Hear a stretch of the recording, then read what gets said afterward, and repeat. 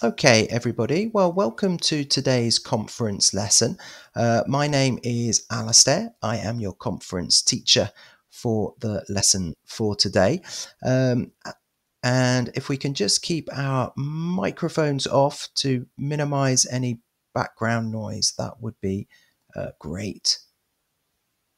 I'm just going to do that. Okay, great. Well, we are ready to start. So here is the lesson for today. It's called Indirect Questions, How to Ask Politely and Formally.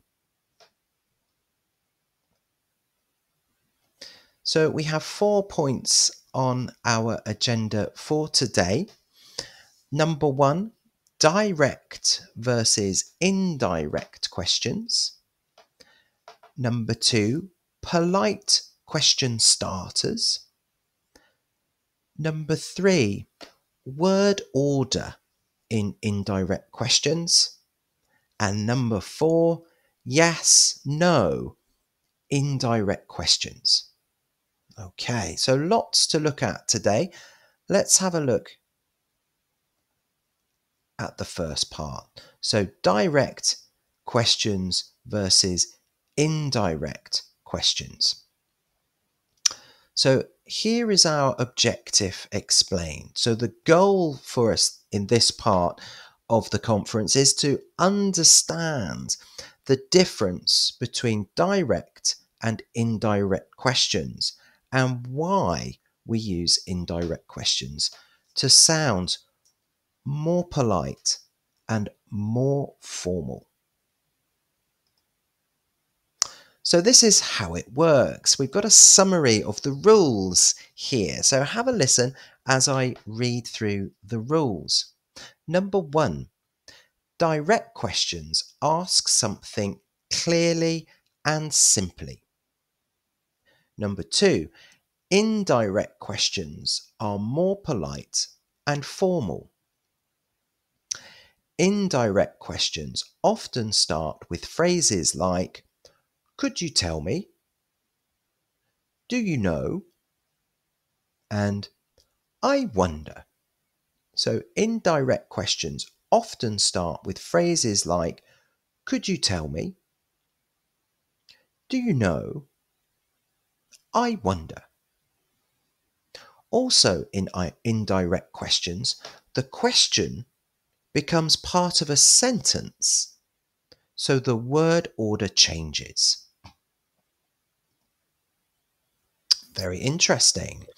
Okay, well, we're just going to have a little look again at the microphones.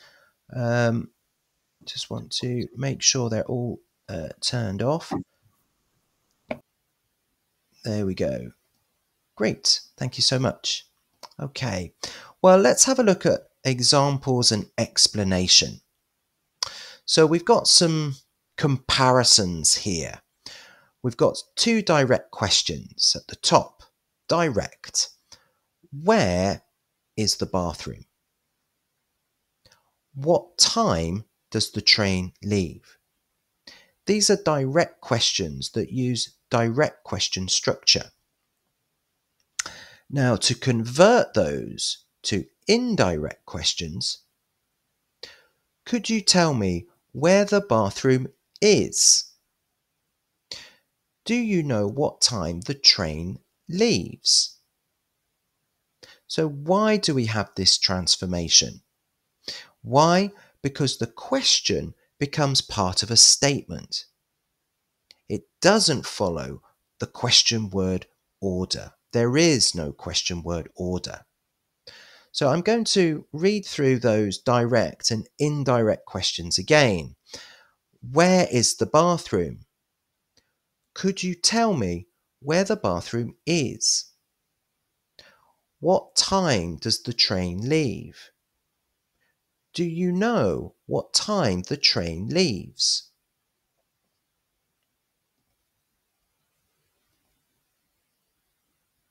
Okay, so use these indirect questions when, number 1, talking to strangers. Number 2, asking questions in shops, stations, or hotels, for example. And number 3, writing polite emails. So indirect questions are not the sort of questions that we use with our family or with friends perhaps, but they are very common and polite to use when talking to strangers, asking questions in shops, stations and hotels, and writing polite emails. Now, there are some useful phrases, some everyday phrases that we can use at the start of an indirect question. I have 4 here on the screen. Number 1, can you tell me? Number 2, do you know? Number 3, I was wondering. And number 4, would you mind telling me? So I'll read through those 4 phrases again. Number 1, can you tell me? Number 2, do you know? Number 3, I was wondering. And number 4, would you mind telling me?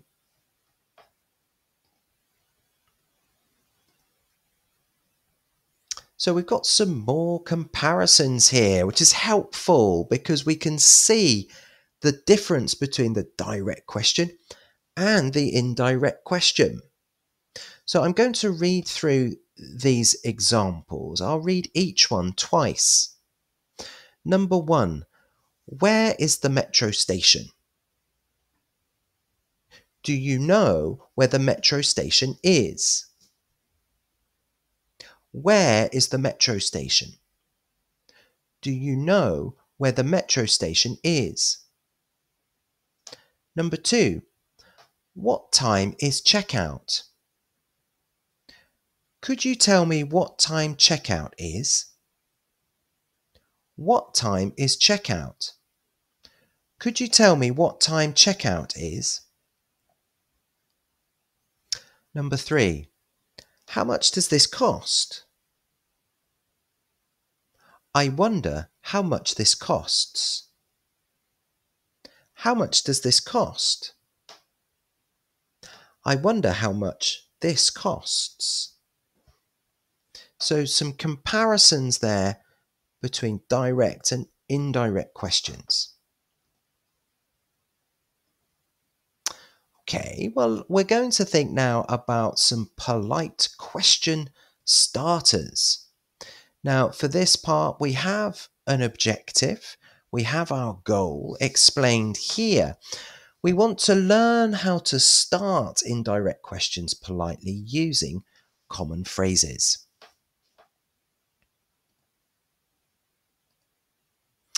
So let's have a look at how it works with these question starters, these indirect question starters. Number 1, can or could you tell me? Number 2, do you know? Number 3, would you mind telling me? Number 4, I'd like to know.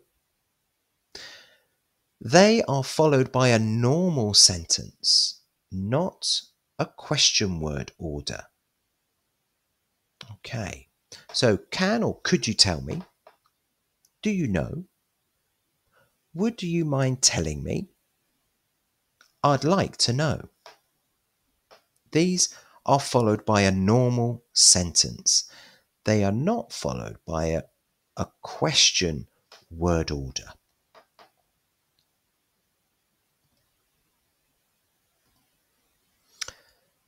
So let's have a look at some more examples to help explain this. Let's have a look at the first one. Could you tell me where the restroom is? Would you mind telling me how much this is? Do you know if he is at home? Okay, so we've got a not sentence, an incorrect version of number 1. So the correct version, could you tell me where the restroom is?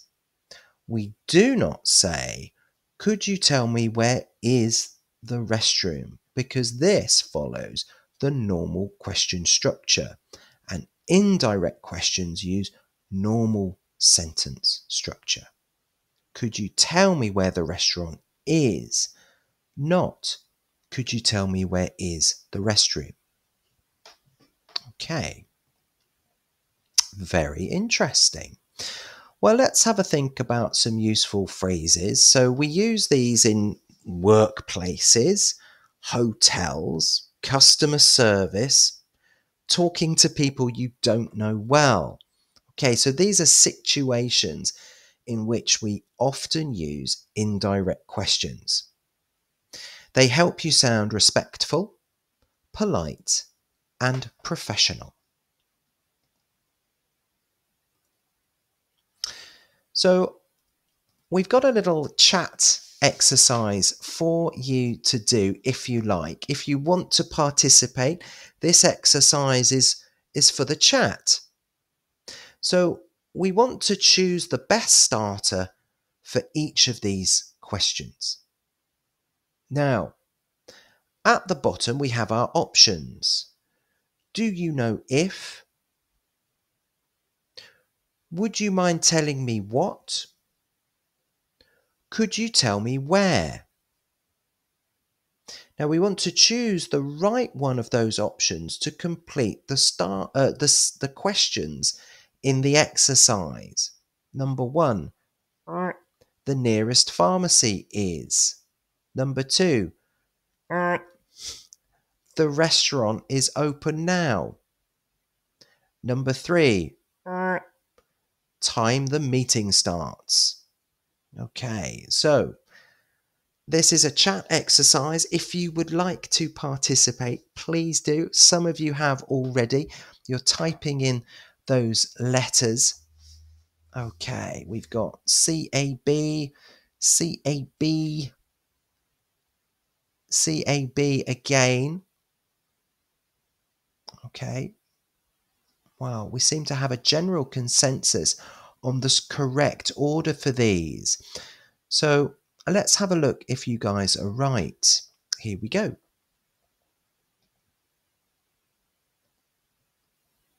So indeed, C-A-B. So let's have a look at those completed. Could you tell me where the nearest pharmacy is? Do you know if the restaurant is open now? Would you mind telling me what time the meeting starts?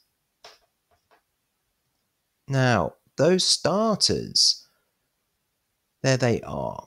Could you tell me, do you know if? Would you mind telling me?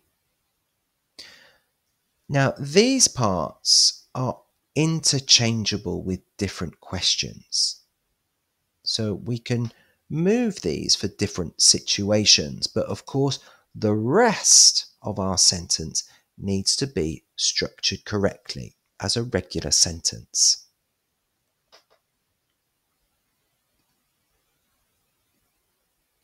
Well, we're going to continue now with some polite question starters.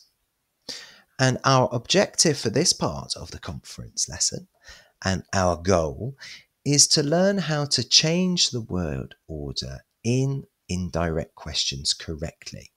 Okay, so we're really thinking about the grammar here. What is the right word order? How can we learn how to change it correctly? So let's think about how it works, this word order. Now we have a rule. In indirect questions, the second clause follows statement word order, not question order. So for example, direct, where is he going? Indirect, do you know where he is going? Direct, where is he going? Indirect, do you know where he is going? Interesting. Okay, well, let's have a look at the next part. So we've got some incorrect and correct versions here to help explain the right word order. So the first one, the incorrect question. Do you know where is he going? This is incorrect. Do you know where he is going? Do you know where he is going? Now, the second example, it also has an incorrect version. Can you tell me what time does it start? No, this is incorrect. Can you tell me what time it starts? Can you tell me what time it starts? Okay, so there's a couple of further comparisons to help understand and explain. Now, we can use indirect questions with any question words. Okay, but they don't appear at the start, they appear as part of a regular sentence. The first one, where, talks about a place. Can you tell me where she lives? What? It asks about a thing or possibly a time. Do you know what time the movie starts? Number 3, the word is why. And of course we use this to find out the reason for something. I'm not sure why he left so early. Number 4, when. We're talking about a time here. Could you tell me when the meeting begins? Number 5, how. Do you remember how they met? Number 6, who. Can you explain who that person is?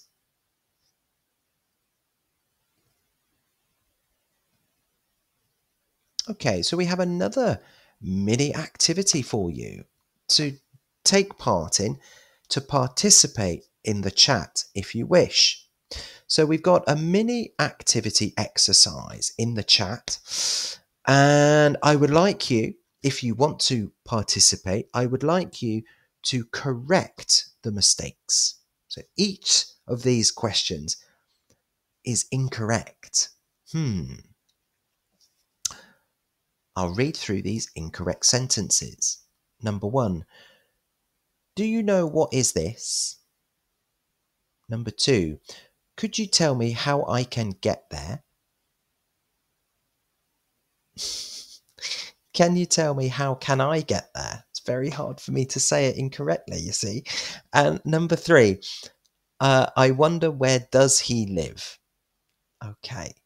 So these are all incorrect. I think I may have helped you with the second one. It was instinctive for me not to say the incorrect version. Now, some of you are putting your answers into the chat. Do you know what is this? Well, we wouldn't say what is this, but it looks like we've got a couple of correct answers there. Let's have a think then about the second one. So the incorrect version. Could you tell me how can I get there? Okay, so that is incorrect. Okay, and number 3, I wonder where does he live? It's also incorrect. No, they're all wrong. B is also, number 2 is also wrong. Okay. Now let's have a look then at those correct versions.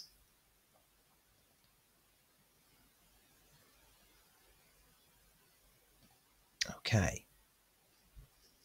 So the incorrect sentences at the top. Do you know what is this? Of course, do you know what this is the correct word order. Number 2 is also incorrect. Could you tell me how can I get there? Okay, we need to reverse can and I to the regular sentence structure. That's why it's incorrect. So the actual question is, could you tell me how I can get there? And number 3, I wonder where does he live? I wonder where he lives.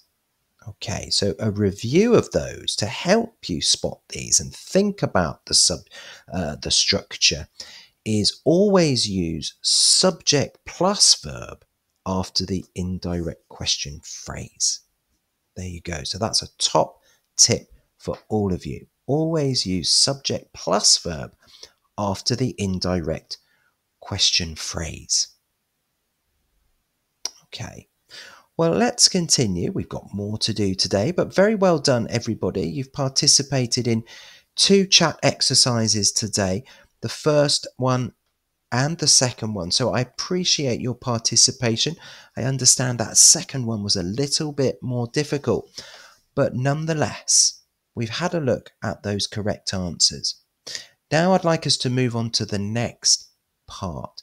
We want to think about yes, no, indirect questions. So closed indirect questions. Our objective here, our goal is to learn how to turn yes, no questions or closed questions into polite indirect ones using if or whether. Great. Sounds good. Let's find out how to do that. So how it works, we have the rules here. Use if or whether when the question doesn't use a question word. Who, what, etc. Let's find out. Of course, without a question word, a normal question creates a closed question, a yes-no question. We've got an example. Is she at home? Now, the indirect version of that. Do you know if she is at home? I wonder whether she is at home. So we've got our direct closed question. Is she at home? Indirect. Do you know if she is at home? I wonder whether she is at home. Fantastic. Okay, well, let's continue with some more examples and explanation. Are they coming? Becomes, do you know if they are coming? Does he like coffee? I wonder whether he likes coffee. So we do not use do or does in the second clause. Okay, we do not use it. Are they coming? Do you know if they are coming? Does he like coffee? I wonder whether he likes coffee. Okay. So we use yes or no questions to get information. We've got some examples here with some indirect questions to do just that. Do you know if the shop is open? Could you tell me whether he called? I'd like to know if there is a bus. Now, we've got a note at the bottom that if is more common in everyday speech. Whether is more formal or written. So if, everyday, whether, perhaps more formal.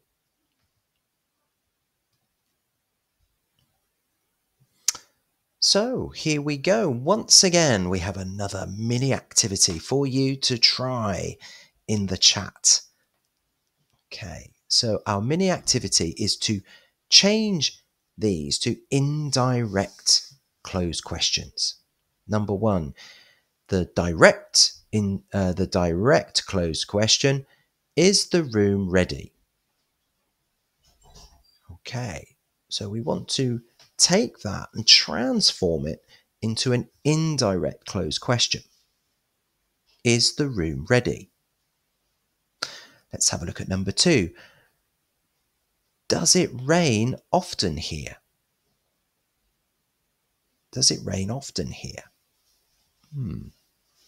Number 3. Are they from Italy?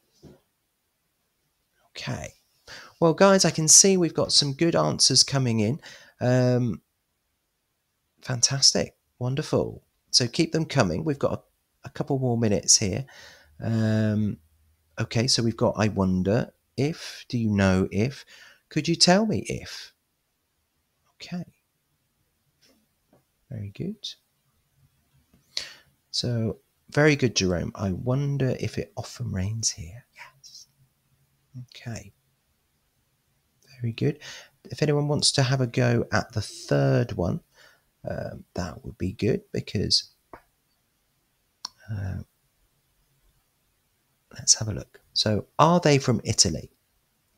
How can we construct an indirect closed question for that? Are they from Italy? Do you know if?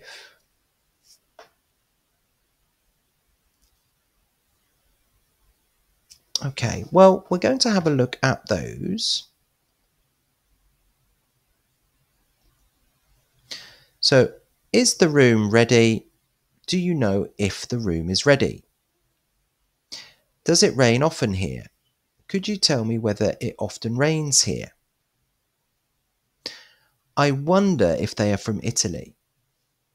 Comes from, are they from Italy? So, do you know if the room is ready? Could you tell me whether it often rains here? I wonder if they are from Italy.